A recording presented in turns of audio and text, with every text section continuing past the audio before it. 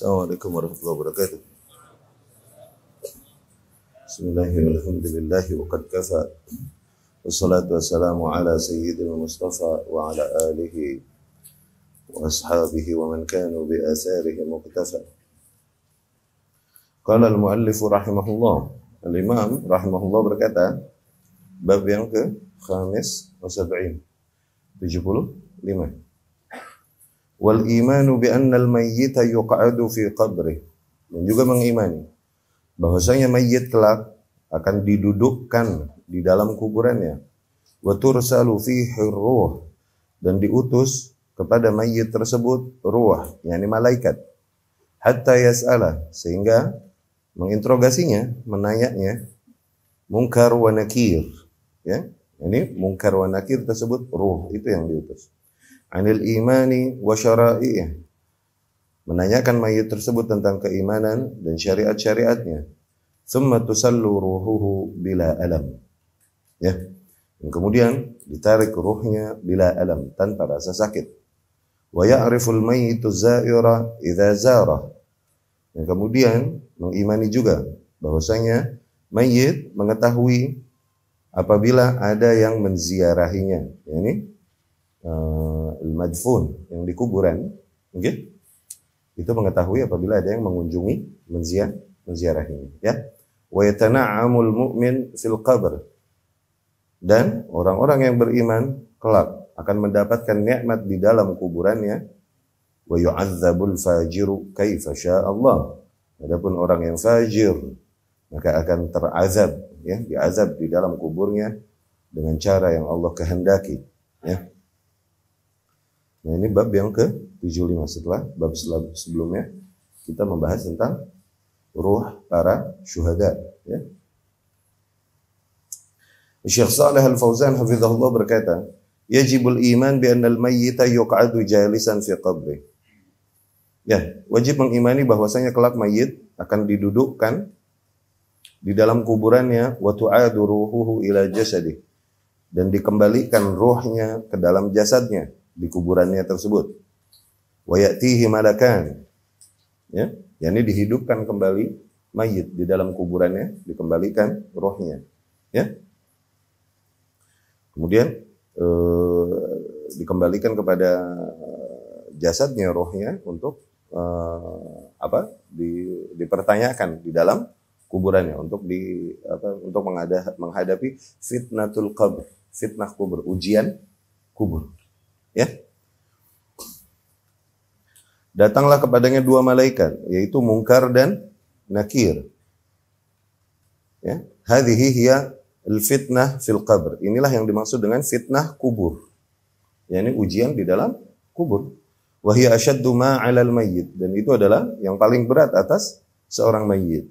In naja min hadhihi al-fitnah, apabila ia selamat dari ujian yang ini, naja mimma ba'daha, maka kelak ia selamat dari ujian-ujian setelahnya. Wa in lam yanju min hadhihi al-fitnah, namun ia apabila tidak selamat dari ujian yang ini, fahuwa halikun la najata lahu, maka kelak celakalah ia, tiada keselamatan baginya. Yas'alani an thalath masail, malaikat tersebut akan bertanya kepada mayit itu tentang 3 permasalahan. Man rabbuk, yaitu siapa Tuhanmu? Fal mu'min yaqul, yakni dari hadis-hadis yang ada dari Rasul sallallahu alaihi wasallam, Rasul mengkhabarkan bahwasanya ini yang akan terjadi di alam barzakh, ya. Maka seorang hamba yang beriman akan menjawab, Rabbi Allah, Rabbku adalah Allah. Ammal munafiq, adapun mereka yang munafik, fayaqul, maka akan berkata, la adri. Ini jawaban orang keder, ya, jawaban orang pusing. La adri, aku tak tahu. Bahkan dikhabarkan, katanya, sami'tun nas yaqulun, aku cuma mendengar aja orang pada bilang Allah, Allah, aku ikut berkata Allah. Begitu, ya. Tsumma yaqulani lahu ma dinuk, kemudian para malaikat itu pun bertanya kepada mayat itu, ma dinuk, apa agamamu? Fal mu'min yaqul, maka hamba yang beriman akan menjawab dengan sabat, ya, dini al-Islam, bahwasanya agamaku adalah Islam. Ammal munafiq al-murtab, adapun orang yang munafik dan murtab, ya, dan ragu, fayaqul la adri, aku tak tahu. Thumma yaqulani lah, kemudian malaikat tersebut pun bertanya lagi, man nabiyyuk, siapa nabimu? Fal mu'min yaqul, maka seorang yang beriman akan menjawab, yakni dengan mantap, ya, Nabi Muhammad sallallahu alaihi wasallam. Nabiku adalah Muhammad sallallahu alaihi wasallam. Ammal munafiq, adapun orang yang munafik, fayaqul la adri. Ya, masih jawab sama jawabannya, aku tak tahu. Fal mu'min yuwassa' lahu fi qabri. Jadi itu fitnah kubur, ya. Bisa jadi seseorang lahir dalam keadaan Islam dan mati juga tidak tercatat dia pindah agama, tapi menjalani keislamannya menjalankan keislamannya tidak baik, dia tidak menjalankan syariat-syariatnya, tidak sholat, mungkin dia tidak zakat, tidak puasa, dan lain-lain. Pertanyaan yang terlihat di dunia ini mungkin mudah jawabannya, tapi enggak demikian ternyata ketika di alam barzakh. Seseorang yang mengetahuinya dari lahir sampai meninggal, dia menjawab dengan jawaban-jawaban yang ternyata dia terungkap isi hatinya bahwa dia tidak mengetahui dan meragukan apa yang dia apa yang dia akui selama ini dari agama Islam, Nabiku Muhammad, Tuhanku Allah. Dia meragukan itu ternyata dan tak dapat menjawabnya. Pertanyaan ini tidaklah sesederhana ketika kita baca di dunia, di alam yang ini. Jawabannya nanti menghadapinya tidaklah sesederhana ini. Semoga Allah berikan kita sabat menghadapi fitnah itu. Ya. Fal mu'min yuwassa' lahu fi qabri, dan seorang mukmin kelak akan diluaskan baginya kuburnya. Wa yufrash lahu minal jannah wa yuftalahu babun ilal jannah. Akan dihamparkan baginya dipan-dipan dari surga, oke? Dan dibukakan baginya pintu ke surga. Wa ya'tihi min ruhiha wa tibiha, sehingga datang kepada hamba mukmin tersebut dari nikmat-nikmatnya dan dari aroma-aroma surga. Wa yuna'am fi qabrih, dan akan berlimpahan nikmat di dalam kuburnya. Allahumma ja'alna minhum. Semoga Allah jadikan kita termasuk mereka. Wal kafirul munafiq, adapun orang-orang kafir dan munafik, ma'adzallah, ya, yadhiqu alaihi qabruh, maka dia akan dihimpit oleh kuburannya. Wa yufrash minan nar wa yuftah lahu babun ilan nar, akan dihamparkan baginya apa-apa yang diambil dari neraka dan dibukakan pintu kepada neraka, ya. Wa ya'tihi min harriha wa sumumiha, akhirnya ia dapat merasakan panasnya neraka di situ, ya, panasnya buat neraka, ya. Hadza ma'na qauli, inilah makna dari perkataan Al-Imam rahimahullah, tursalu fihi ar-ruh hatta yas'alahu munkar wa nakir, diutus kepada hamba tersebut, mayit tersebut, ruh, ya. Ruh di sini, ruh di sini maka dikembalikan ruhnya kepada si mayit tersebut yang telah dikubur. Dan kemudian Munkar dan Nakir datang, ya, dua malaikat yang menginterogasi ini, yang bertanya, anil imani wa syara'i'i, bertanya tentang keimanan dan syariat-syariatnya. Qauluh, dan perkataan Al-Imam rahimahullah, wa ya'riful mayyitu za'ira idza zara, dan seorang mayit di kuburannya, dia akan mengetahui apabila ada yang menziarahinya, ya. Jadi dia tahu apabila mayit di kuburan ada yang ziarahin, dia tahu, ya. Lidzalika tusyra' ziyaratul kubur, dari situ disyariatkan ziarah kubur. Li'annal mayyit ya'nas bi zairi, dikarenakan mayit nih akan ya'nas, akan merasa terhibur dengan adanya orang yang menziarahinya. Wa hadza min umuril barzakh, dan ini termasuk perkara-perkara alam barzakh. Fanahnu la naqulu fi umuril akhirah wa umuril barzakh illa ma thabata bihi dalil. Dan tidaklah kita berkata-kata tentang perkara akhirat dan perkara barzakh kecuali apa-apa yang ditegaskan oleh dalil. Li'annahu min ilmil ghaib, dikarenakan itu termasuk ilmu tentang yang gaib, ya.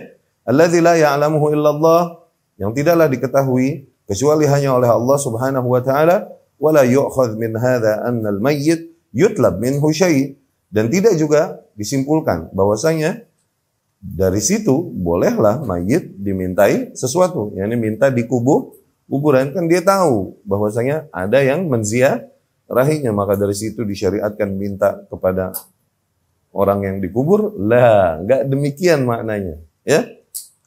Yutlab minhu syai', tidaklah difahami, kita meyakini bahwasanya mayit dihidupkan di kuburnya entah mengalami nikmat atau mengalami azab, dan ia tahu apabila ada yang datang menziarahinya. Tayyib, kita mengimani itu, ya. Tapi tidak maknanya kemudian diperbolehkan dari situ seseorang minta-minta dikubur, mentang-mentang nih mayit tahu kalau ada yang ziarahin. Enggak begitu, ya. Yuqal madama annahu ya'lam man ya'ti ilaihi falimadza la natlubu minhu hawaijana. Enggak boleh seseorang berkata, ya selama nih mayit tahu apabila kita menziarahinya, maka kenapa kita tidak memohon kepadanya hajat-hajat kita. Nah, begitu. Naqul, maka kita katakan, hadza lam yashra'hu Allahu subhanahu wa ta'ala. Itu adalah di antara perkara yang tidak disyariatkan oleh Allah subhanahu wa ta'ala. Al-mayyitu la yutlab minhu syai'. Mayyit tidak boleh diminta darinya suatu hal pun. Maka sahabah yatlubuna minar Rasul sallallahu alaihi wasallam syai'an.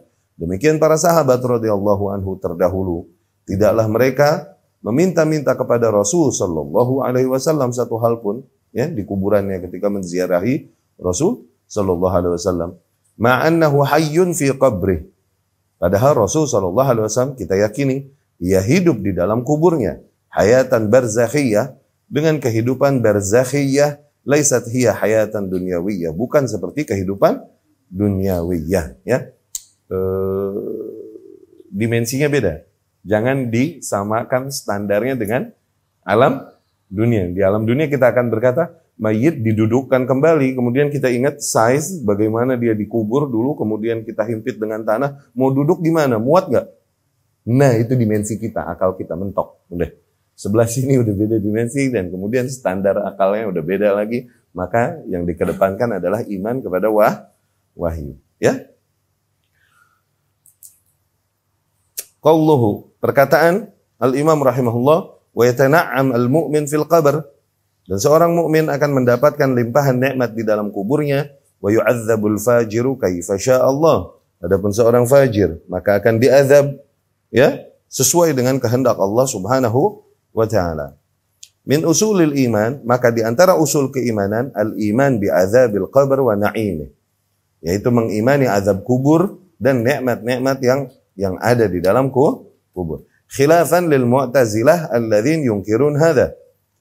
Bertentangan keyakinan kita ini dengan golongan mu'tazilah yang mengingkari adanya kehidupan di kubur. Ya, enggak ada nikmat, nggak ada azab di dalam kubur. Ini diingkari oleh Mu'tazilah.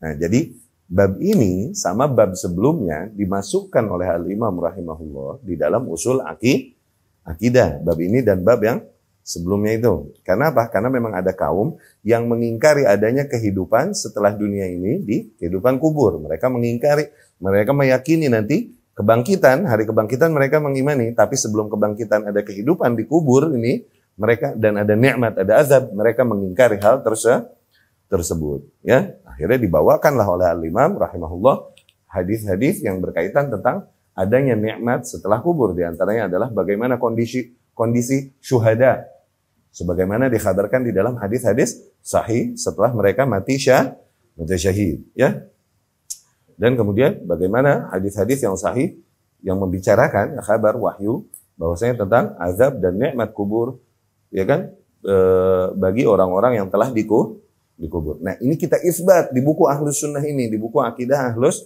Sunnah. Dikarenakan apa? Ini diantara perkara akidah yang membedakan Ahlus Sunnah dengan selain Ahlus Sunnah, terutama dalam hal ini Mu'tazilah. Ya. Kemudian ada pertanyaan bagus, Ustaz, kenapa segala bahas masalah arwah syuhada? Kenapa dibahas di perkara akidah ini, di buku akidah, tentang bagaimana kondisi arwah syuhada yang bab sebelumnya? Okay? Maka jawaban kita itu nyambung dengan bab setelahnya, yaitu bab ini. yakni adanya informasi dari wahyu bahwasanya ada kehidupan setelah kehidupan yang ini sebelum hari kebangkitan. Ada. Ya, ini kita simpulkan dari mana? Dari nas. Zen, dapat difahami ya? Maka di antara usul keimanan kita adalah mengimani azab kubur. dan naimnya dan nikmat-nikmat yang ada di kubur, ya. Ini usul. Perkara yang ijma. Nggak boleh di sini disikapi dengan adab ikhtilaf. Awas, selalu begitu ya. Perkara-perkara yang usul dan ijma adalah perkara-perkara yang jangan dipakai dalil-dalil atau quotes-quotes ulama tentang berbesar hati dari menyikapi perbedaan. Awas, ini suka kusut. Dan demikian kusutnya ahli syubhat dan ahli bid'ah dari zaman ke zaman. Ya kan? Dalil-dalil dari ayat-ayat, hadis-hadis yang harusnya ditempatkan, diarahkan ke arah mana, tapi diarahkan ke arah yang tidak seharusnya. Itu kusutnya ahlul bid'ah dari zaman ke zaman. Ya? Digunakanlah nanti contoh-contoh para ulama yang berbeda pendapat untuk apa? Untuk melegalitas atau membenarkan penyimpangan-penyimpangan mereka di dalam perkara akidah. Ngaco. Ya kan? Yani Al-Imam Syafi'i rahimahullah menghampiri Yunus. Setelah ikhtilaf nih, wah kenceng ikhtilafnya. Al-Imam Syafi'i rahimahullah menghampiri rumahnya Yunus rahimahullah. Dua-duanya imam. Ya? Imam Syafi'i berkata kepada Yunus, setelah mencarinya Imam Syafi'i gitu, hal la yasihu an nakuna ikhwanan walau ikhtalafna fi mas'alah. Enggak bolehkah kita menjadi saudara kalaupun kita beda pendapat di dalam satu masalah? Ya salam enggak? Ya salam. Hah? Bijak enggak? Bijak. Apakah maksud Imam Syafi'i beda pendapat di usul akidah? Bukan, itu di ijtihadiyah dan furu'. Kalau beda di usul akidah diingkari sama Imam Syafi'i, ditahdir. Ya, awas, adab-adab yang datang quotes-quotes dari ulama. Kalau khilafnya memang khilaf beneran mu'tabar, ijtihadiyah, khilafiyah, ya khair tayyib. Pakailah dalil-dalil dan quotes-quotes tentang bagaimana kita berbesar hati di dalam ikhtilaf. Tapi perkara-perkara ijma' dan usul adalah perkara-perkara yang harus disikapinya bukan dengan adab menyikapi ikhtilaf demikian, tapi disikapinya dengan al-amru bil ma'ruf wan nahyi 'anil munkar. Ingkari. Seru kepada yang hak. Ya?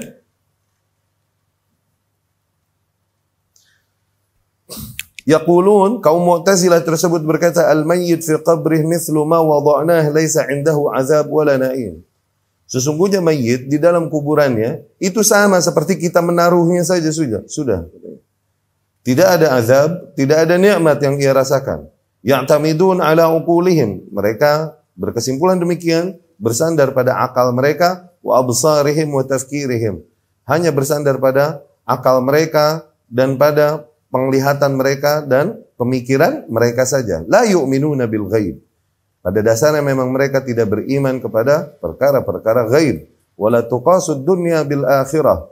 Dan tidaklah bisa dikiaskan perkara-perkara dunia dengan perkara-perkara ukhrawi. Ya, tadi yang Anda ceritakan. Dimensinya udah beda, kemudian standar akalnya juga udah beda. Jangan dipaksakan, gak bakalan masuk.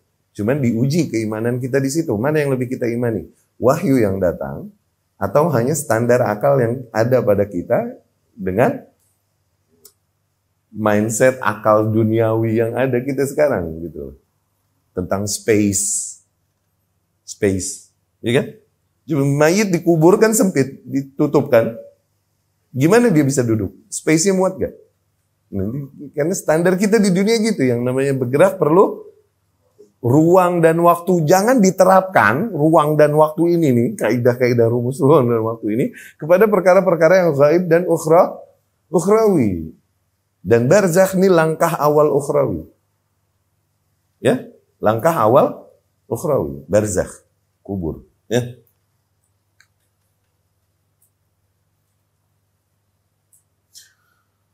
Awil akhirah bid dunia, tidak juga dapat dikiaskan akhirat dengan dunia. Fa'alaika an tu'mina bil ghaib. Maka yang wajib atasmu adalah agar kau beriman kepada yang ghaib. Wa adzabul qabri wa na'imul qabri thabit. Demikian azab kubur dan nikmat kubur perkara yang thabit, yang tegas keberadaannya. Bal mutawatir, bahkan mutawatir fil ahadits, di dalam hadis yang diriwayatkan dari Rasulullah sallallahu alaihi wasallam. Azab kubur termasuk nilai-nilai yang dibawakan hadis yang mutawatir dan sifatnya mutawatir maknawi, bukan lafzi. Ingat pembagian itu ya. Mutawatir maknawi, yakni maknanya mutawatir dari Rasul sallallahu alaihi wasallam dan dari banyak sahabat radhiyallahu anhum, kalaupun redaksi mereka berbeda beda, ya. Tapi menegaskan nilai yang sama, ya. Bal mutawatir, bahkan mutawatir. Anna al-mayyit imma an yu'adzab fi qabri wa imma an yun'am. Faman yunkiru 'adzab al-qabr wa huwa ya'lam bin nusus, ya'lam bil adillah fa huwa kafir. Dan ketahuilah barang siapa yang masih mengingkari keberadaan azab kubur dan nikmat kubur, padahal ia mengetahui nas-nas yang ada tentang hal tersebut, maka dengan itu ia menjadi seorang kafir. Oh. Karena mengingkari nas, ya.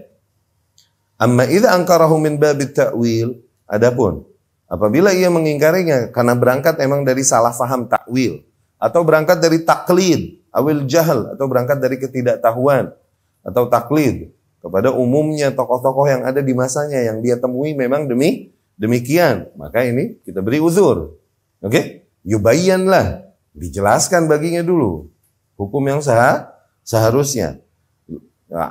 Yang hak ini harus dijelaskan dulu, dirikan dulu hujah atasnya, tidak langsung dihukumi dengan takfir. Yubayyan lahul haq fa in asarra ba'da dzalik. Tapi udah dijelaskan semua itu, tapi dia masih berkeras membangkang dengan pengingkarannya dari keimanan kepada azab dan nikmat kubur, okay? Masih juga dia berdegil di atas kekeliruannya tersebut, hukima bi kufrih, maka dihukumilah ia dengan kekufurannya. Ya, ini kaidah umum di dalam takfir. Ya, ada uzur dulu, bisa jadi karena tidak tahu, uzur. Iya, dia terjerumus ke dalam kekufuran, kita sepakati, udah kufur amalannya, kufur perkataannya, syirik amalannya, syirik perkataannya. Baik, ini mesti disepakati dulu ya. Kaidah umum nih, kaidah umum. Amalannya sepakati dulu, perkataannya sepakati dulu bahwasanya itu error. Adapun orangnya, maka kaidah umumnya demikian. Apakah langsung kita hukumi kafir? Lihat dulu, ada mawani' enggak? Ada hal-hal yang menghalangi ia dari dihukumi demikian. Mawani'nya, yakni penghalang-penghalangnya bisa jadi al-jahlu, al-munaqid lil ilm. Jahil, dia enggak tahu, yang bertentangan dengan ilmu. Ya?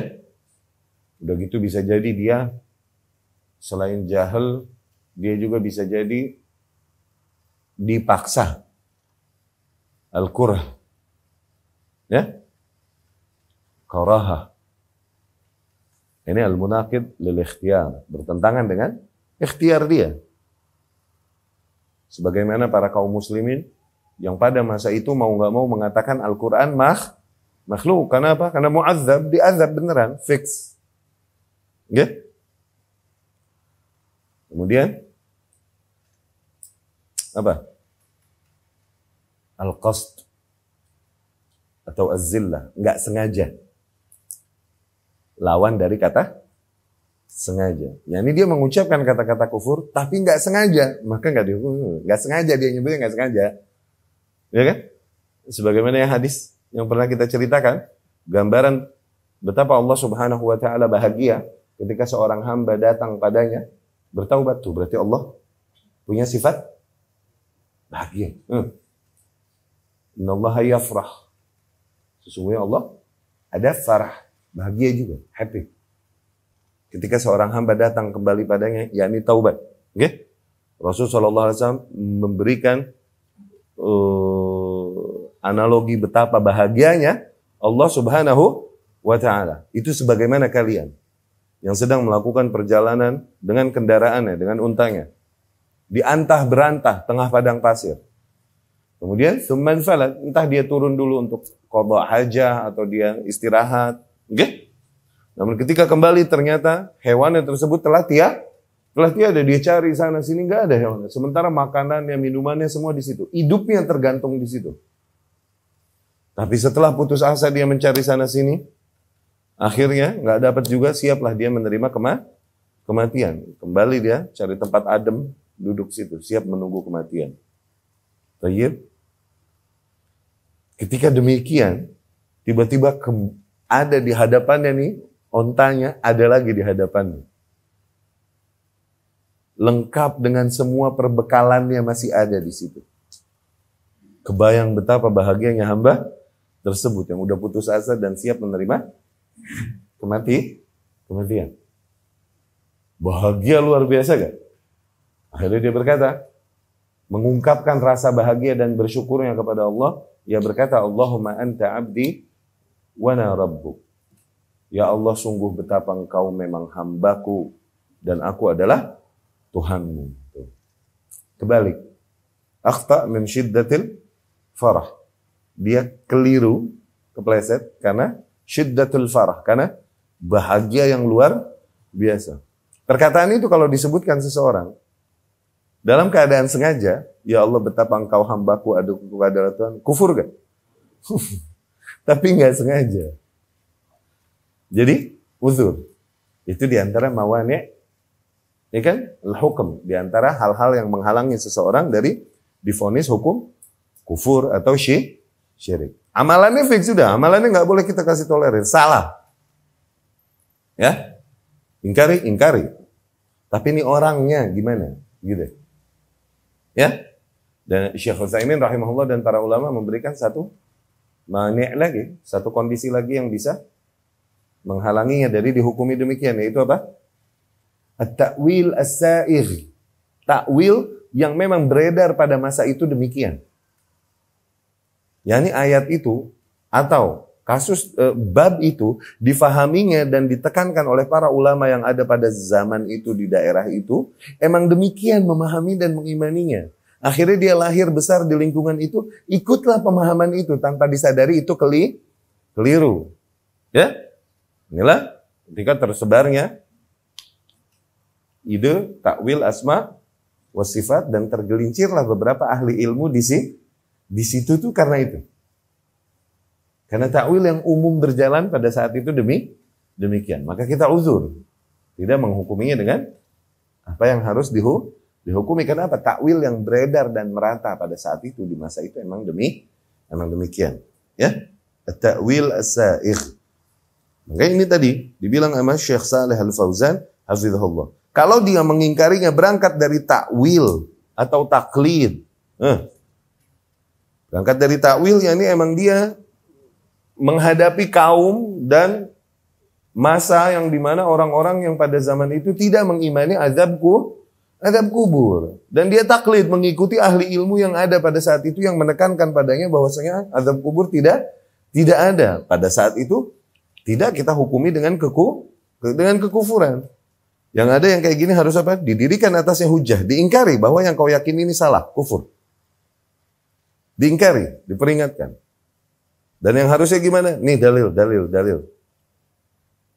Tapi setelah itu masih berkeras dia, berdegil di atas kekeliruannya, baru hukima bi kufrih, dihukumilah dengan kekufurannya. Dan kemudian itu haknya para ulama, awas, nggak sembarangan. Hak para ahli ilmu. Nggak boleh seorang awam atau penuntut ilmu mencoba menerapkan ini kepada tetangganya. Awas nih. Iya kan? Jadi sekali lagi, bab ini dan bab sebelumnya ditempatkan di sini oleh Al-Imam rahimahullah, dimasukkan ke dalam syarah usul sunnah ini, dalam usul sunnah ini dikarenakan apa? Keberadaan sebuah kaum yang mengingkari adanya dogma tentang hal ini. Padahal jelas keterangannya mutawatir ada dari nas yang datang. Ya. Masuk bab selanjutnya. Qala al-muallif rahimahullah. Al-Imam al-muallif rahimahullah berkata, wal imanu bi anna Allah huwa alladhi kallama Musa ibn Imran. Dan mengimani bahwasanya Allah Subhanahu wa taala sendirilah yang berbicara langsung kepada Musa ibn Imran alaihi salam. Ya, dari situ Musa alaihi salam digelari kalimullah. Kalim yakni dari kalam. Kalim yakni yang diajak bicara. Ya, itulah gelar Musa ibnu Imran alaihi salam. Di antara nabi-nabi yang lain punya keistimewaan itu. Ya, di antara rasul-rasul yang Yaumut Tur, pada hari Tur, wa Musa yasma' min Allah al-kalam, dan mengimani bahwasanya Musa mendengar perkataan tersebut langsung dari Allah bisaut, dengan suara. waqa' fi masami'ihi minhu, sebagaimana kita mendengar, ya. Dia mendengarnya dengan suara langsung, benar. Kalam yang dengan suara yang didengar oleh pendengaran Musa alaihis salam, la min ghairi, bukan diwakilkan oleh Allah kepada hal lain, tidak. Allah yang bicara dengan suara, dengan kata-kata, dengan huruf, dan didengar oleh telinga Musa alaihis salam. Ya, sebenarnya ini hal yang sederhana harusnya, tapi akhirnya mesti didetailkan gitu. Udah bicara gitu, dan kepada Musa, Musa dengar. Cuman dipaling-palingkan. Oh enggak, bukan Allah yang bicara langsung. Allah tidak bicara ini. Tuh. Muncul kaum yang menyimpang, mencoba mentakwil ayat yang membawakan kabar demikian. Bukan Allah yang berbicara langsung, tapi demikian. Akhirnya mesti dijelaskan lebih dalam kan. Udah Allah yang berbicara dengan suara, dengan huruf. Udah Allah yang berbicara. Dan sampai ke kuping Musa pembicaraannya. Udah, sampai mesti didetailin segitunya. Ya? La min ghairi, Musa mendengar sendiri dari Allah, tidak dari yang lain. Faman qala ghaira hadza faqad kafar. Dan barang siapa yang berkata dengan hal lain selain hal ini, yakni tidak mengimani hal ini dan mengingkari dogma bahwasanya Allah berbicara kepada Musa alaihi salam, faqad kafar, maka dengan itu ia telah terjerumus ke dalam kekufuran billahil azim, kepada Allah Subhanahu wa taala. Ya? Nah, ini diantara sisi tauhid, yaitu apa? Isbat al-kalam. Menegaskan adanya sifat kalam, berbicara pada Allah Subhanahu wa taala. Berbicara dengan suara, dengan huruf, udah berbicara sebagaimana berbicara, kita tahu. Udah. Ya kan? Berbicara, sifat berbicara yang sesuai dengan keagungan dan kemahasempurnaan Allah Subhanahu wa taala. Oke? Min usul akidah ahli sunnah wal jamaah. Dan itu diantara usul akidah ahlus sunnah. Anallaha yukallim bikalam hakiki. Bahwasanya Allah Subhanahu wa ta'ala yatakallam, berbicara dengan kalam hakiki, kalam beneran. Udah, ngomong beneran. Sami'ahu Jibril, didengar oleh Jibril alaihi salam. Wa sami'ahu Musa, dan didengar oleh Musa alaihi salam. Lamma dhahaba ilan nar, ketika Musa pergi menghampiri api, liya'tiya minha biqabas, dengan tujuan untuk mengambil sebagian dari api itu untuk ahlinya. Ya, nanti ada kisahnya. Ya. Wa wajada anna Allah subhanahu yukallimuhu minasyajarah. Ternyata ia temukan Allah Subhanahu wa taala berbicara kepadanya dari pohon. Dari sebuah pohon. Kama dzakarallahu dzalika fil Quran, sebagaimana Allah kisahkan hal tersebut di dalam Quran. Wa sami'a Musa kalamah, dan juga Musa alaihi salam mendengar perkataannya. Qala Allahu jalla wa ala, di mana Allah Subhanahu wa taala berfirman, wa kallama Allahu Musa taklima. Dan demikianlah Allah berbicara kepada Musa taklima, dengan pembicaraannya. Ya? Walamma jaa Musa limiqatina wa kallamahu rabbuh. Allah pun berfirman, dan ketika Musa datang limiqatina, kepada waktu yang telah kita janjikan, dan Allah pun berbicara kepadanya, kepada Musa alaihis salam. Itu kedua kalinya Musa berbicara dengan Allah. Jadi ada dua kasus dikisahkan di dalam Al-Quran. Musa alaihi salam bertemu dengan Allah, dan Allah berbicara kepadanya. Oke? Lamma wa'adahu Allah, yaitu ketika Allah Subhanahu wa taala menjanjikannya ayyutiyahu Taurah, untuk diberikan kepada Musa Taurat. Dhahaba Musa lil mau'id, Musa pun alaihi salam pergi ke tempat janji tersebut. Wa kallamahu rabbu, di situ Allah Subhanahu wa taala berbicara kepada Musa, wa atahu alwah at-Taurah. Di situ Allah Subhanahu wa taala berikan kepadanya alwah Taurah maktubah, lembaran-lembaran Taurat yang telah tertulis. Loh. Ya. Fasami'a Musa kalam Allah Subhanahu wa taala. Maka jelas Musa alaihi salam mendengar perkataan Allah Subhanahu wa taala. Ya. Jadi di surat Thaha ayat 10 kira-kira. Ya, ayat 10. Thaha ayat 10, di mana Allah Subhanahu wa taala mengkisahkan hal ini. Idh ra'a naran faqala li ahli. Ketika Musa melihat api, melihat api dari kejauhan, dan ia berkata kepada kaumnya, kepada ahlinya, umkuthu, tunggu sini sebentar, diam. Inni anastu naran, sesungguhnya aku melihat kayak ada api. La'alli atikum minha biqabas, siapa tahu aku bisa mengambil sebagian api dan aku bawakan pada kalian. Ya? Au ajidu 'alan nari huda, atau siapa tahu aku bisa mendapatkan petunjuk dari api tersebut. Ini tempat bertanya, wallahu alam, dalam kondisi apa ini ceritanya. Ya, karena apa? Kalau ada api berarti ada orang. Kalau api ini, ada kelihatan ada api nu, ada orang di situ. Nah, siapa tahu bisa nanya, nyari petunjuk. Ya, dia suruh tunggu keluarganya, dia hampiri api tersebut. Tayyib, itu di surat Thaha. Falamma ataha nudiya, dan ketika Musa alaihi salam menghampiri api tersebut, nudiya min syati'il wadil aiman, tiba-tiba diserulah Musa alaihi salam dari sisi lembah sebelah kanan, fil buq'atil mubarakah, di spot yang diberkahi minasyajarah, dari sebuah pohon yang ada di sana. An ya Musa, ada yang menyerunya. Suara tersebut datang dari sebuah pohon yang ada di spot yang diberkahi itu. Ya Musa, wahai Musa, inni anallah, sesungguhnya aku adalah Allah, Rabbul Alamin, Rabbnya semesta alam. Tuh, itu di surat Al-Qasas ayat 29, ayat 30, 29, 30. Nah, Imam Al-Baghawi rahimahullah berkata, lam yakunil ladzi ra'ahu Musa naran. Sebenarnya yang dilihat Musa ini bukan nar, bukan api, tapi nuron, cahaya. Karena hijabnya Allah, ingat kemarin kita jelaskan apa? Cahaya. Tapi dibilang nar di lafaz ayat ini dikarenakan apa? Hasibahu Musa naron, dari jauh dikira Musa itu adalah api. Ternyata sebuah cahaya yang di mana Allah Subhanahu wa taala berbicara kepada Musa dari balik cahaya tersebut. Ya? Di situ Musa meminta melihat Allah Subhanahu wa taala, dan Allah tidak memberinya. Kenapa? Enggak bisa di dunia ini, nanti di akhirat, dan terjadi sebagaimana telah kita jelaskan yang di pertemuan-pertemuan sebelumnya. Ya.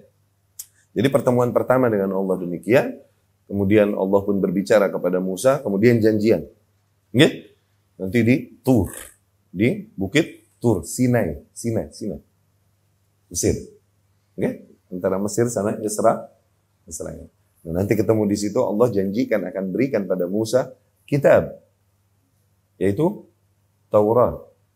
Nah, ketika Musa alaihi salam ke sana, nah itu dikasih, ketemu lagi dengan Allah Subhanahu wa taala. Sekali lagi dari balik cahaya tersebut. Nah, di situ diberikan pada Musa Taurat. Ya. Ini yang orang Yahudi bilang Ten Commandments. Itu dapatnya di situ. Gitu, Ten Commandments. Ya. Dan itu Taurat yang Allah Subhanahu wa taala janjikan Musa di miqat itu. Ya, waktu di tempat yang telah dijanjikan. Nah. Jadi sekali lagi, nar yang disebut di ayat itu, api, sebenarnya bukan api, tapi cahaya. Tapi disebut nar karena Musa alaihissalam melihat itu api. Ya. Wa kallama nabiyyana Muhammadan sallallahu alaihi wasallam lailatal mi'raj. Oke, dapat difahami nih tentang Musa alaihissalam yang Allah berbicara langsung padanya, dan dapatlah Musa alaihissalam gelar kalimullah. Ya, yakni seseorang yang Allah berbicara langsung padanya. Berarti dari semua itu kita menegaskan sifat Allah, bahwa Allah punya di antara sifat fi'liyah, sifat aktivitasnya, okay, adalah berbicara. Allah berbicara. Ya, dalam banyak ayat Allah tegaskan itu, wa kallamallahu Musa taklima. Tuh. Ya.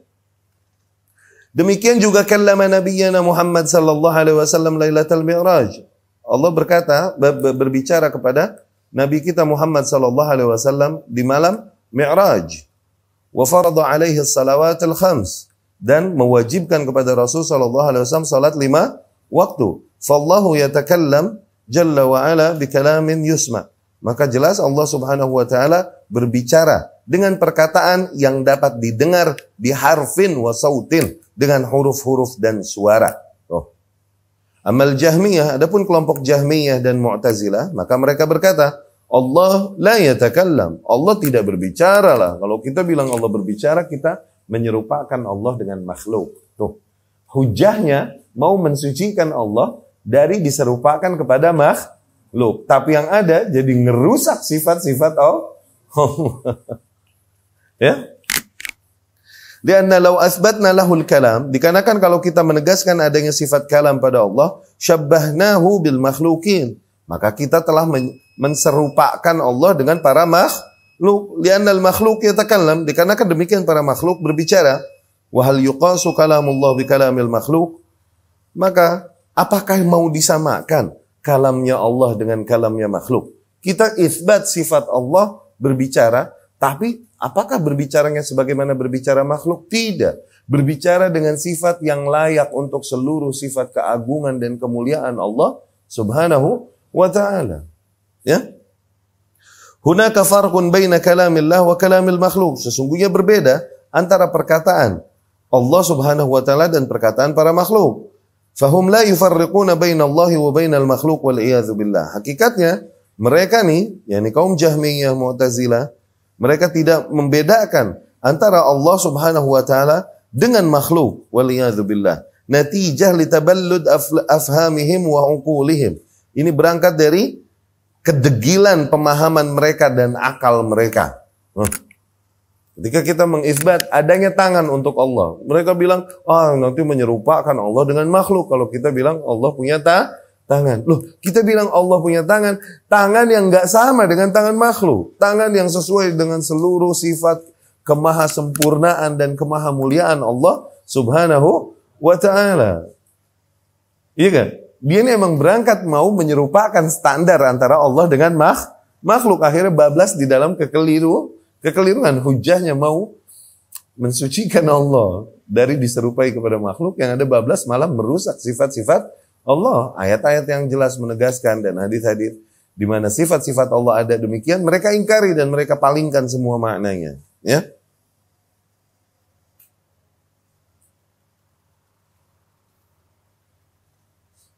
Allah Jalla wa Ala yatakallam haqiqatan bi kalam yusma.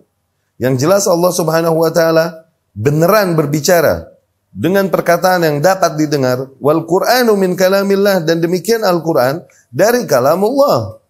Takallamallahu bihi, yang Allah berbicara dengan ayat-ayat itu. Wa takallama bit-Taurat, dan Allah pun berbicara dengan Taurat. Wa takallama bil Injil, Allah berbicara dengan Injil. Yatakallam mata syaa idza syaa. Allah berbicara kapanpun ia kehendaki,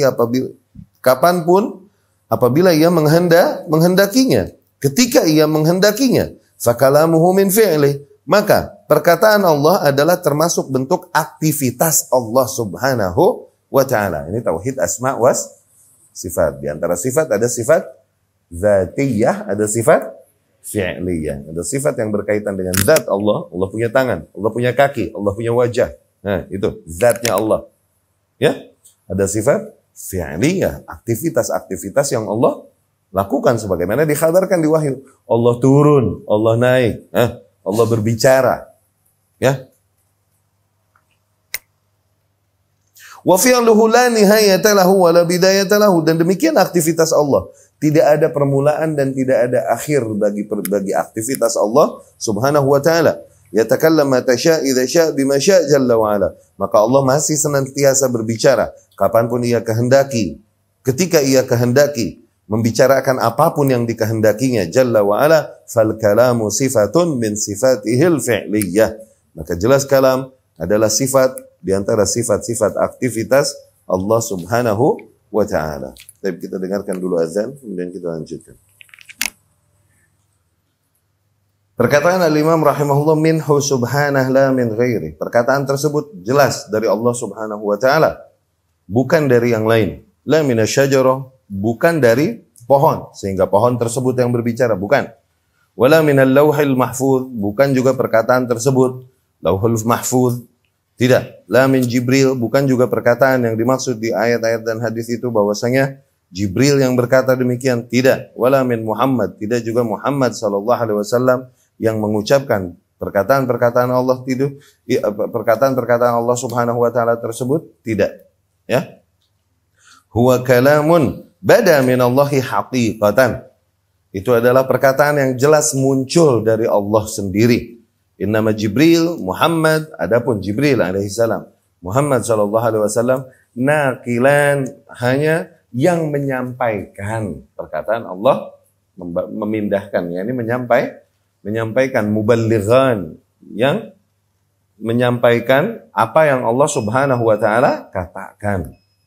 Qauluh, perkataan al-Imam rahimahullah, "Faman qala ghaira hadza faqad kafara billahil azim." Barang siapa yang berkata selain hal demikian, yakni selain demikian, yakni mengingkari sifat kalam yang ada pada Allah Subhanahu wa taala, maka ia telah kufur kepada Allah Al-Azim. Maknanya barang siapa yang berkata bahwasanya kalam Allah makhluk, perkataan Allah adalah makhluk, wa inna Allah la yatakallam, dan sesungguhnya Allah tidak berbicara, wa attalallaha minal kalami, dan merusak sifat kalam yang ada pada Allah Subhanahu wa taala, ya, fahuwa kafirun, maka dengan itu ia menjadi kafir. Li'annahu mukadzibun lillahi wa li rasulih, dikarenakan dengan itu jelas ia mengingkari Allah dan Rasulnya, wali ijma'il muslimin, dan mengingkari ijma' yang ada pada kaum muslimin. Allahumma illa ayyakuna jahilan au muta'awwilan au muqallidan. Loh, kecuali mungkin dia adalah seorang yang memang berangkat dari jahil, nggak tahu, atau dia muta'awwil, ya, salah faham, keliru, ya. Atau muqallid, dia memang taklid, liman yuhsinu bihimudz-dzan, kepada orang-orang yang dia berhusnudzan padanya. Karena yang ada dan ia dapati di kaumnya di masa itu hanya orang tersebut. Akhirnya sampailah kepada kesimpulan yang keliru. Fahadza yubayyan lah. Maka yang kayak gini diberi uzur dan harus didirikan atasnya hujah, dijelaskan baginya hakikat perkara. Fa in asarra, apabila setelah demikian dia masih membangkang, masih berkeras di atas kekeliruannya, hukima bi kufri, barulah dihukumi kekufuran. Lianna Allah jalla wa ala, dikarenakan Allah Subhanahu wa taala aba 'alal musyrikin, Allah telah mengingkari, mencela kaum musyrikin, annahum ya'buduna at-tamathil allati la tatakallam. Ya? Dikarenakan Allah telah jelas-jelas mencela kaum musyrikin dikarenakan mereka beribadah kepada berhala-berhala yang enggak bisa ngomong. Dengan mereka berkata bahwasanya Allah tidak berbicara, berarti apa? Merusak kesempurnaan Allah Subhanahu wa taala, menyerupakan Allah dengan berhala yang enggak bisa ngomong. Faham? Iya, tuh berhala bisa ngomong enggak? Nanti waktu jaroh, bisa ngomong enggak tuh kuburan? Dikarenakan apa? Dikarenakan Allah sendiri yang mencela para kaum musyrikin ketika mereka beribadah kepada berhala-berhala yang jelas tidak bisa berbicara. Ibrahim alaihissalam berkata, "Ya abati, lima ta'budu ma la yasma'u wa la yubsiru?" Wahai ayahku, mengapa kau beribadah kepada sesuatu yang tidak dapat mendengar, tidak dapat melihat, wala yughni anka syai'an, dan tidak dapat memenuhi apapun bagimu. Ya? Wa qala lil kuffari alladziina ya'buduna al-asnam, dan kemudian juga berkata kepada orang-orang kafir yang beribadah kepada berhala-berhala tersebut, fas'aluhum in kanu yantiqun. Coba kalian tanya pada mereka apabila hal-hal tersebut dapat berbicara, yakni berhala-berhala itu kalau bisa ngomong, coba ajak ngobrol deh sama lo, gitu. Ajak ngopi. Suapin pisang goreng, coba. Gitu. Wallahu jalla wa ala, dan Allah jalla wa ala yaqulu fi bani Israil, berbicara tentang bani Israil, wattakhadha qaumu Musa min ba'dihi min huliyihim ijla, dan demikianlah kaum Musa menjadikan dari perhiasan-perhiasan mereka ngumpulin emas-emas yang ada pada mereka dan diberikan pada si Samiri ini, dan kemudian dibentuk sebuah bentuk ijla, kerbau. Ya. Kerbau atau sapi. Demikian. Okay? lahu khwar, yang bisa bersuara. Alam yarau annahu la yukallimuhum, tidakkah mereka sadar bahwasanya katakanlah bisa dibuat bersuara nih, anak sapi atau anak kebo ini bisa dibuat bersuara. Bisa diajak ngobrol gak? Coba. Gitu. Bisa gak dia ngomong? Ya? Fadalla ala anna ar-rabba yatakallam. Nah, ini semua harusnya mengarahkan kita bahwasanya Rabb yang ideal, Tuhan yang ideal itu bisa ngomong. Paham? Iya kan? Di antara sifat-sifat berhala yang diingkari oleh Allah dan para rasul terdahulu adalah ini berhala nggak bisa dengar, nggak bisa ngomong. Ngapain ente minta sama dia? Nggak punya kuasa. Ngapain ente bisa itu? Kenapa? Aib kan? Sesuatu disembah, diagungkan, tapi nggak bisa dengar, nggak bisa ngomong, nggak bisa memenuhi. Aib nggak? Aib. Nah sekarang kau mau katakan Allah tidak berbicara? Faham? Tuh, mindsetnya diputer. Berarti justru dengan itu kau berhujah bahwasanya mau mensucikan Allah. Salah. Justru dengan keyakinan itu, tadi kan hujahnya mau mensucikan Allah dari kemiripan dengan makhluk. Begitu kan? Salah, justru dengan itu kau malah mencela dan menghina Allah Subhanahu wa ta'ala. Mana mereka berkata, Sami'un bila sam'. Allah maha mendengar tanpa pendengaran. Yubsir bila basar. Allah maha melihat tanpa punya penglihatan. Lah, gimana? Ya kan? Wa yatakallam, dan Allah berbicara tanpa bicara, tanpa punya tools untuk berbicara. Apa ini? Jadi apaan dong yang ngomong tuh? Gitu. Kusut nih, keyakinannya kusut. Jahmiyah ini, Jahm bin Safwan. Itu natijat, itu dikarenakan apa? Kebanyakan debat. Sama ahli falsafah Hindu, Jahm bin Safwan nih. Hindustan, dari daerah Hind. Ahli falsafah Hind nih, mereka beriman hanya kepada yang hawas, yang dapat dilihat dan dirasakan oleh panca indera. Tukang debat nih, seorang yang terkenal banyak menulis dan emang cerdas, tapi banyak debat. Debat nih nggak selalu membawakan, banyaknya tidak membawakan kepada keselamatan, yang ada kekeliruan.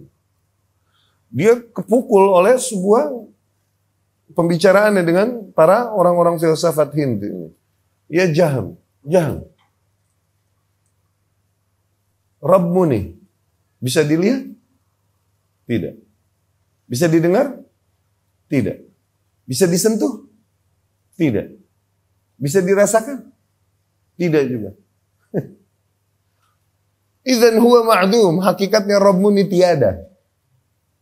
Tuh, itu ngehantam hatinya banget, dog tuh. Begitu, karena hati teh menite, karena otak menitak, begitu. Akhirnya keder dia. Saking kedernya dia tinggalin 40 hari dia nggak sholat. Ketika nggak sholat di situ, nah di situ syaitan membawakan formula keyakinan baginya, rumus baginya. Innahul wujud al-mutlaq bila sifat. Pokoknya wujud, eksistensi mutlak aja tanpa sifat apapun. Oh, dari situ dia menafikan semua sifat. Dan sifat yang pertama kali diingkari oleh Jahmiyah itu sifat kalam dan sifat khullah. Sifat Allah berbicara dan sifat Allah menjadikan kekasih di antara makhluknya kayak Ibrahim alaihissalam, Rasul sallallahu alaihi wasallam. Diingkari itu dari Allah Subhanahu wa ta'ala. Ini sifat yang pertama diingkari. Makanya ilmu kalam dibilang ilmu kalam, ilmu falsafah ini dibilang ilmu kalam. Di antara penyebab kenapa ilmu kalam, ilmu filsafat yani, dibilang ilmu kalam ini kenapa? Oke?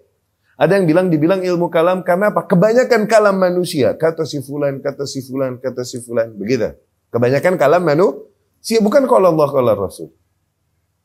Ada juga dibilang kenapa ilmu kalam di sini? Dikarenakan apa? Dikarenakan kebanyakan ngebahas sifat kalam pada Allah Subhanahu wa ta'ala. Dari situ dibilang ilmu kalam. No.